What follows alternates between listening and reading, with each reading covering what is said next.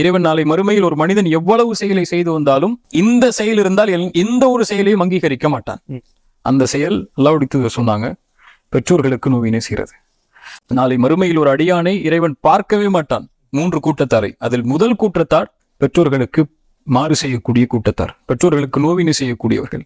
ஸல்லல்லாஹு அலைஹி வஸல்லம் சொன்னாங்க, ஒரு மனிதன் நாசமாகுவான். பிறகு சொன்னாங்க, ரகிமான் ஃபுஹு, அவன் நாசமாகுவான். சும்ம ரகிமான் ஃபுஹு, பிறகும் நாசமாகுவான். பெற்றோரில் ஒருவரோ இருவரோ உயிரோடு இருந்தும் யார் அவர்களுக்கு பணிவிடை செய்வதன் மூலமாக அல்லாஹ் கவனிங்க சொர்க்கம் நுழையவில்லையோ அவன் நாசமாகுவான். எவ்வளவு பெரிய எச்சரிக்கை அல்லாஹ்வுடைய மார்க்கம் சொல்லுது. ஒரே ஒரு செய்தி சொல்லி முடிச்சுக்கிறேன். அல்லாஹ்விடத்தில் ஒரு மனிதன் நெருங்குவதற்கு உள்ள முதல் அடிப்படை காரியம் பெற்றோர்களிடத்தில் நல்ல முறையில் நடந்து கொள்றதுதான். அது இல்லாம அவன் தொழுதாலும் சரி, நோன்பு வச்சாலும் சரி, ஜக்காத் கொடுத்தாலும் சரி, அவன் எவ்வளவுதான் உலகத்தில் நல்ல பேர் வாங்கி வச்சாலும் சரி, அல்லாஹ்விடத்துல ஒருபோதும் இந்த செயலை செய்யாத வரைக்கும் நல்லவரா மாற முடியாது.